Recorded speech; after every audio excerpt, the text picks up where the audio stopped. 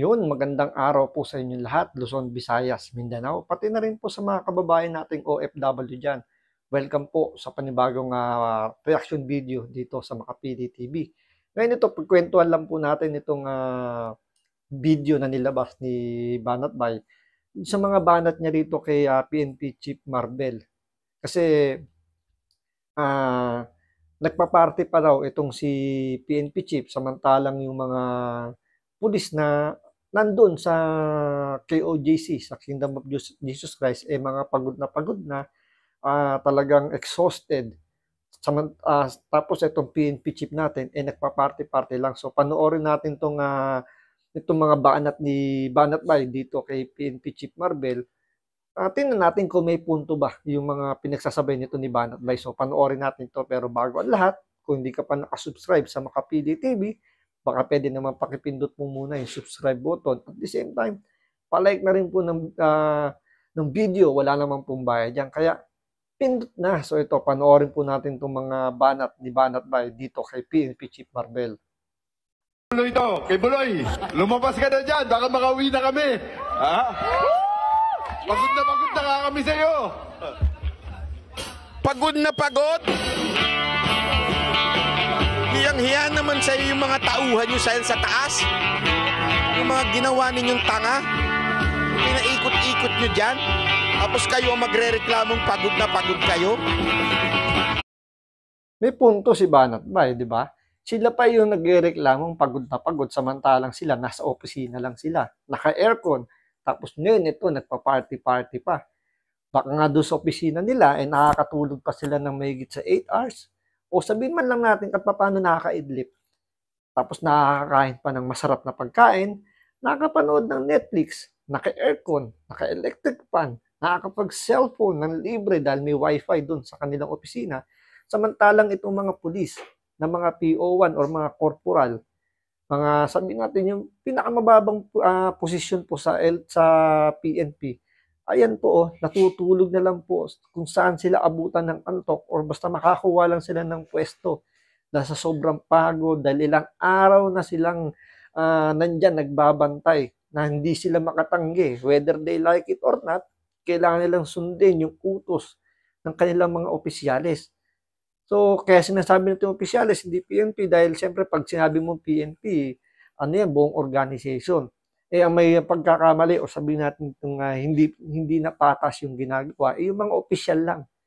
Di ba, ang lakas ng loob na sabihin pagod na raw sila, samantalang yung mga tao nila na nandoon mismo sa grounds, yun yung mas pagod na pagod.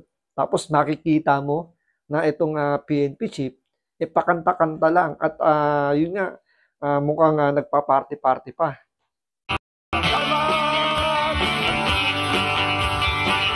Binaboy nyo po. Oh, nako, may pag-akbay pa si Kuya. Mga kababayan, mga kapulisan natin, yan po ang ating PNP chief. At tayo'y Oh, habang kayo nagpapakapagod, inuutusan, ginagawang mga utusan, ayun, nagkakantahan sila, nagkakaraoke, nagpa-party. Di ba? Itong mga pulis natin na humaharap sa mga miyembro ng KOJC na mga galit, mga sabihin natin, nakakaranas din sila. Itong mga pulis natin, nakakatanggap din sila ng mga hindi magagandang salita, nasasaktan dahil sa nagkakapisikalan, dahil nga inuutusan silang kumbaga pigilan or gumawa doon sa loob ng KOJC. Kumbaga, kung ano man yung iuutos, kailangan nilang sundin. Siyempre, pipigilan ng mga miyembro ng KOJC. Siyempre, nagkakaroon ng girian. Andyan pa nga yung sabi nila, ginagamitan sila ng fire extinguisher, sinasabuyan ng mga likidong mababaho. Sila yung tumatanggap, tapos sasabihin or makikita nila yung kanilang PNP chief, pakanta-kanta lang. Di ba parang mas nakakahiya yun? Na ikaw yung pinaka-leader nila na magbibigay dapat ng suporta, na sinasamahan sila. Kahit malampakitang tao na sinasabi mo na lagi silang nasa likod ka parate. Pero makikita nila, eto kumakanta-kanta lang. Kaya samantalang itong mga kapulisan natin, pagod, puyat, gutom, nangungulila sa kanilang mga pamilya dahil hindi nila makasama dahil nandyan sila nagbabantay sa KOJC, whether they like it or not, kailangan nilang i-follow yung mga utos ninyo, kayo pakanta-kanta lang. Alam mo ba, PNP Chief, kung ano yung kanta na yan, salamat na yan? Yan yung usually ginagamit sa inuman. Nag-iinuman kaya. So yun, mukhang ang ano rito, basa rito ni Banat Bay, mukhang nagiinuman pa itong mga PNP official natin, samantalang yung mga kapulisan natin natutulog na kung saan-saan. Yung iba nga daw dyan, mahaba na yung balbas sa sobrang stress dahil hindi na nakakauwi, nagmumukha ng matanda. Tapos itong mga official, mukhang nagiinuman pa raw, sabi ni Banat Bay, dahil yung ganyang klaseng kantahan, may halong ano yan, pag-iinom, yung kumakanta ng salamat ng dadon. Ano yan? Most likely, meron nakalatag na kagad yan ng mga inumin. Kayo? Ano sa tingin nyo, mga kababayan? Tayo'y magkasamang muli. Pambihira, oo. Salamat! Oh. Oh. Problema lang, wala sa hulog yung kanta ng mga PNP chief natin. Halatang ano no? Halatang enjoy na enjoy Sobrang enjoyment nila, hindi nila mabasa yung lyrics. Baka medyo nagiging blur na dahil siyempre sa ilaw, o baka nga totoo yung sinasabi ni Banat Bay na mukhang merong nagtatagayan at medyo naghahalo-halo na yung mga letra sa paningin nila kaya hindi na mabasa. Andali, baka naman di party yan. Tingnan nga natin kung party yan. Baka pwedeng maikot yung camera. Oh, ikot mo yung camera. Ayun na. Ayun na. Nagpa-party. Naku po, ang lupit. Party-party mga bata nyo. Diba? Yung iba nagpa-party-party, yung iba nandun nakasalang sa KOJC at sinasalubong yung galit ng mga miyembro ng KOJC.